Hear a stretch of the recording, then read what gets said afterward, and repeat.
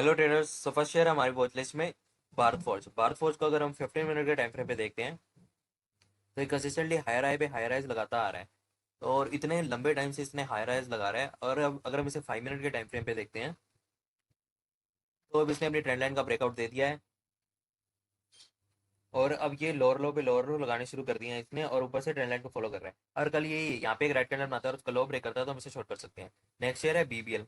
BBL को अगर हम डेली टाइम फ्रेम पे देखते हैं तो आप देख सकते हो कि इतनी बड़ी एक ग्रीन कैंडल बना के इसने ब्रेकआउट दिया, उसके बाद ये हाई राइज नहीं लगा पा रहा, फिर कंसिस्टेंटली रेड पे रेड कैंडल्स बनने लगी। और ये इसकी दो अच्छी खासी सपोर्ट्स थी, और इन सपोर्ट्स पे आके इसने आके अपनी जो ये डाउन ट्रेंड लाइन बना रहा था उसका ब्रेकआउट दे दिया 5 मिनट के टाइम फ्रेम पे। और उसके बाद ये कंसोलिडेट करने लग गया। अगर कल ये यही ओपन होता है और सीधा ब्रेक करता है तो हम इसे बाइंग की पोजीशन बना सकते हैं और मिनिमम 1% का टारगेट रख सकते हैं। अज्यूम करो कि कल ये यही यहाँ पे ओपन हो जाता है और एक ऐसे ग्रीन कैंडल बनाता है, तो हम यहाँ पे ब्रेक करते ही पोजीशन बनाएंगे और इस कैंडल के नीचे हमारा स्टॉप लॉस रहेगा और मिनिमम हम 1% का टारगेट रखेंगे। नेक्स्ट शेयर है ओबरॉय रियलिटी। ओबरॉय रियलिटी ने भी अपने ऑल टाइम हाई ब्रेक कर दिया है। अगर हम इसे डेली टाइम फ्रेम पे देखते हैं तो अगर पहले इसे वीकली टाइम फ्रेम पे देखते हैं, वीकली टाइम फ्रेम पे ये अपनी अपर ट्रेंड लाइन को फॉलो कर रहा था। और अगर हम इसे अब डेली टाइम फ्रेम पे देखते हैं तो ये एक अपर चैनल में चल रहा था कंसिस्टेंटली। और अब इसने अपना ऑल टाइम हाई ब्रेक कर दिया है और बहुत ही बुलिश कैंडल के साथ में। अगर अब इसे हम 5 मिनट के टाइम फ्रेम पे देखते हैं तो ये एक इसकी हाई रेजिस्टेंस है। अगर कल ये यहीं के ओपन होता है और सीधा ब्रेक करता है तो हम इसे बाइंग की पोजीशन बना सकते हैं और मिनिमम 1% का टारगेट रखेंगे। नेक्स्ट शेयर है लिंडे इंडिया। अगर हम इसे 15 मिनट के टाइम फ्रेम पे देखते हैं तो पहले ये कंसिस्टेंटली हायर हाई लगा रहा था, उसके बाद इसने ट्रेंड लाइन ब्रेक कर दी। ट्रेंड लाइन ब्रेक करने के बाद ये कंसिस्टेंटली लोअर लो लगाने लग गया। अब उसके बाद फिर से इसने अपनी डाउन ट्रेंड लाइन को ब्रेक कर दिया और उसके बाद ये कंसोलिडेट करने लग गया। और आप जैसे कि देख सकते हो ये अब वापस नीचे नहीं आ रहा है, कोशिश कर रहा है हायर हाई फिर से लगाने की। अगर हम इसे 5 मिनट के टाइम फ्रेम पे देखते हैं तो अगर कल ये यहीं के ओपन होता है और सीधा ब्रेक करता है तो हम इसे बाइंग की पोजीशन बनाएंगे। जैसे कि ज्यूम करो कि यहीं के यहाँ पे ओपन हुआ तो हम जैसे ही ब्रेक करेगा हम यहाँ पे पोजीशन बना लेंगे और इस कैंडल के नीचे हमारा स्टॉप लॉस रहेगा और मिनिमम 1% का हम टारगेट रखेंगे। नेक्स्ट शेयर है सोलर इंडस्ट्रीज। सोलर इंडस्ट्रीज में भी सेम लैंड इंडिया जैसे ही सेटअप है। अगर हम इसे देखते हैं ये कंसिस्टेंटली हायर हाई पे हायर हाई लगा रहा था और उसके बाद इसने ट्रेंड लाइन ब्रेक कर दी। और ब्रेक करने के बाद इसने लोअर रो लगाने लग गया और फिर से इसका ट्रेंड लाइन का ब्रेकआउट आया। आप जैसे कि आप देख सकते हो इसमें अब ये प्रीवियस यहाँ से पुल ट्रेंड लाइन से सपोर्ट ली, फिर नीचे आया, फिर ऊपर गया, लेकिन इसने अपना प्रीवियस लो नहीं ब्रेक किया और पहले ही पुल बैक ले लिया। तो हमने क्या करना है, जब भी ऐसे कंसिस्टेंटली हायर हायर लो लगाने लगे शेयर, तो उसके बाद जब ये अपनी ट्रेंड लाइन से पुल बैक लेके जब तक ये लो नहीं ब्रेक करता इस प्रीवियस अपना लोअर लो, तब तक इसमें बाइंग के चांसेस आने बनते ही हैं। तो जैसे अगर आप जैसे देख सकते हो यहाँ पे पहले एक ग्रीन कैंडल बनी, यहाँ एक ग्रीन कैंडल बनी, बट इसका हाई नहीं ब्रेक हुआ तो इसमें पोजीशन नहीं बनानी। अब जैसे ये ग्रीन कैंडल बनी थी तो इसमें आप बाइंग की पोजीशन बनाते हैं यहाँ पे, और इस कैंडल के नीचे हमारा स्टॉप लॉस रहता जिस कैंडल का हाई ब्रेक किया है, और 1% का टारगेट रखते हैं। देख सकते हो कि 1% का टारगेट रेट हो जाता है, या फिर इससे बड़ा भी रख सकते हैं। बट 1% पे जाके एटलीस्ट 20% कैपिटल बुक कर लेनी है ताकि हमारा लॉस बड़ा ना हो। प्रॉफिट बड़ा होएगा तो होएगा लेकिन लॉस बड़ा नहीं होना चाहिए। और उसके बाद ये फिर से ब्रेकआउट देने के बाद ये ऑल टाइम हाई ब्रेक कर नहीं पाया और सेलर्स ने इसे दबा दिया और फिर से सेलिंग आती गई। उसके बाद फिर से इसने अपना डाउन ट्रेंड लाइन को ब्रेक कर दिया है। अगर अब इसे डेली टाइम फ्रेम पे देखते हैं तो ये एक इसकी प्रीवियस बहुत अच्छी खासी सपोर्ट थी, वहां से आके इसने सपोर्ट लिया और अब इसने कंसिस्टेंटली इतनी सारी रेड कैंडल्स बनाने के बाद एक ग्रीन कैंडल बनाई है और एक डाउन ट्रेंड लाइन का ब्रेकआउट किया है। अगर हम इसे 5 मिनट के टाइम फ्रेम पे देखते हैं तो ये एक अभी इसकी रेजिस्टेंस है। ये जो ट्रेंड लाइन अगर कल ये यहीं के ओपन होता है और सीधा ब्रेक करता है तो हम इसमें बाइंग की पोजीशन बनाएंगे और मिनिमम 1% का टारगेट रखेंगे और इस कैंडल के नीचे हमारा स्टॉप लॉस रहेगा। नेक्स्ट शेयर है रैक लिमिटेड। रैक लिमिटेड तो अगर मैं आपको दिखाता हूँ, आप जैसे कि देख सकते हो, अगर हम इसे 15 मिनट के टाइम फ्रेम पे देखते हो तो ये कंसिस्टेंटली पहले हाई राइज पे हाई राइज लगा रहा था, फिर उसके बाद इसने अपनी ट्रेंड लाइन का ब्रेकआउट दे दिया। ब्रेकआउट देने के बाद फिर ये कुछ टाइम कंसोलिडेट किया, फिर इसने ये ट्रेंड अपने लोअर लो लगाने लग गया और ट्रेंड लाइन, और फिर से ट्रेंड लाइन का ब्रेकआउट दे दिया। और जैसे ही इसने ट्रेंड लाइन का ब्रेकआउट किया अब ये इसका ट्रेंड अपवर्ड हो चुका है। अब जैसे कि यहाँ पे ऊपर आया, यहाँ तक आया, फिर एक पुल बैक का वेट किया, पुल बैक आते ही एक ग्रीन कैंडल बनी। अब शॉर्ट नहीं करना इस रेड कैंडल पे।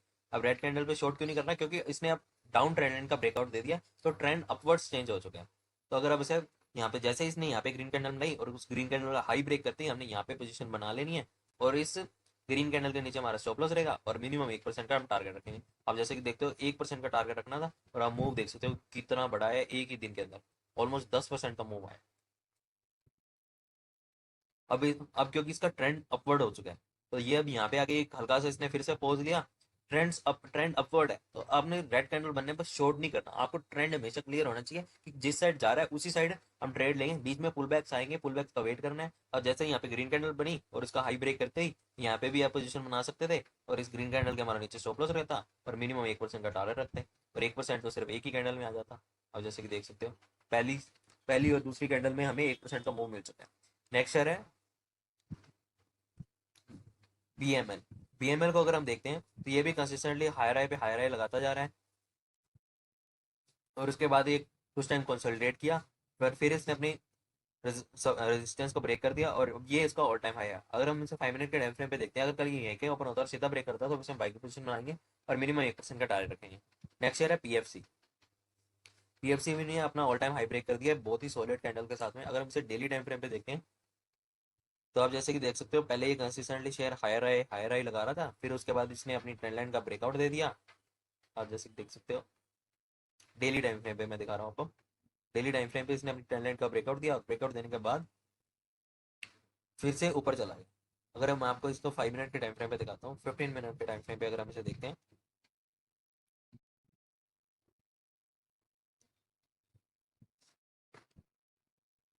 जैसे ही ब्रेकआउट आया, अब ब्रेकआउट आने के बाद हमने क्या करना है, वेट करना है कि ये अपना प्रीवियस लो ब्रेक करता है या नहीं ब्रेक करता, उस तब तक हम इसे शॉर्ट नहीं करेंगे। तो इसने अपना प्रीवियस लो ब्रेक ही नहीं किया, देखो यहाँ पे आया, उसके बाद यहीं पोज लेके ऊपर चला गया, फिर जब यहाँ पे आया इसने, अब यहाँ पे चला गया, अब इसने प्रीवियस लो तो ब्रेक किया नहीं, तो हम कैसे इसको शॉर्ट कर सकते हैं। तो यहाँ पे आने के बाद कुछ लोग क्या करेंगे, ये रेड कैंडल बनी, शॉर्ट कर दो और मिनिमम यहाँ तक का टारगेट या यहाँ तक का टारगेट लगा लेंगे, बट फिर उनका स्टॉप लॉस सेट हो जाता है।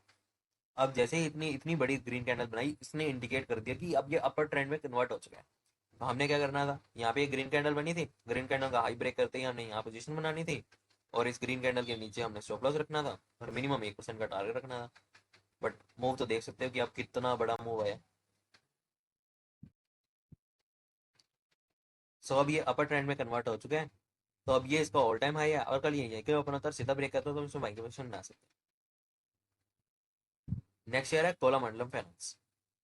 ये भी कंसिस्टेंटली हायर हाई पे हायर हाई लगा रहा है। अगर हम इसे डेली टाइम फ्रेम पे देखते हैं तो डेली टाइम फ्रेम पे पहले ये डाउन ट्रेंड में चल रहा था, उस डाउन ट्रेंड को ब्रेक किया डेली टाइम फ्रेम पे, फिर उसके बाद हाई राय पे हाई राय लगाने लग गया, थोड़ा टाइम कंसोलिडेट किया, और फिर एक अपर ट्रेंड में शिफ्ट हो चुका है। अगर हम इसे 5 मिनट के टाइम फ्रेम पे देखते हैं तो ये एक इसकी हाई रेजिस्टेंस है, अगर ये के ओपन होता है और सीधा ब्रेक करता है तो उसमें बाइंग की पोजीशन बना सकते हैं।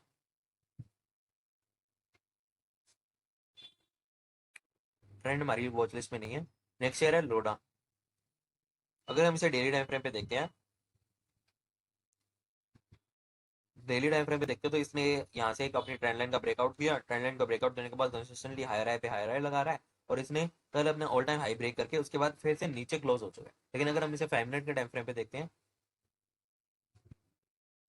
तो जैसे ही कल ये कल इसने पहले अपना लोअर लो लगाया यहाँ पे, उसके बाद फिर से ऊपर ऊपर गया, बट नीचे नहीं आया, लोअर लो लगाया नहीं, तो अभी तक अपनी इसका डाउन ट्रेंड शुरू हुआ नहीं, मतलब।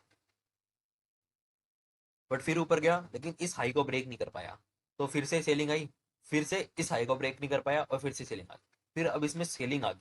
सेलिंग आने के बाद अब यहाँ पे ये एक बहुत बड़ी रेड कैंडल बनी, एक पुल बैक आया, एक रेड कैंडल बनी, और हमने क्या करना था, यहाँ पे शॉर्ट करना था। ये रेड कैंडल बनती, और इस रेड और हमने मिनिमम 1% का टारगेट लगाना था, बट ये हमारा स्टॉप लॉस लगेगा। बट कोई बात नहीं गाइस, स्टॉप लॉस लगेंगे। अभी मैंने आपको दिखाया पहले के कुछ ट्रेड्स में कि हमने कैसे कितने बड़े बड़े मूव्स कैप्चर करते हैं, इसी सिर्फ सेटअप को फॉलो करते हैं, वेव थ्योरी को फॉलो करना है कि ऐसे एक लोअर हाई लगेगा, एक हायर हाई लगेगा, उसको कैसे फॉलो करके अब ये शेयर डाउन ट्रेंड में कन्वर्ट हो चुका था। अब जैसे कि देख सकते हो, इसने इस हाई को ब्रेक नहीं किया, इस हाई को ब्रेक नहीं किया, इस हाई को ब्रेक नहीं किया, और फिर से लोअर लो लगानी शुरू कर दी। बट अब यहाँ से सेलिंग आनी बनती थी, नहीं आई तो नहीं आई, कोई बात नहीं, हमारा स्टॉप लॉस सेट हो गया। अब फिर से ये वहां पे इस रेजिस्टेंस पे आके खड़ा हो चुका है, तो मतलब ये कहीं ना कहीं बायर्स ने बहुत ही स्ट्रॉन्ग बाइंग लाई है, यहाँ से लेके इतना बड़ा पुल बैक आया। तो अगर कल अब ये ही ओपन होता है और सीधा ब्रेक करता है तो हम इसमें बाइंग की पोजीशन बना सकते। So thank you guys for watching, मिलते हैं नेक्स्ट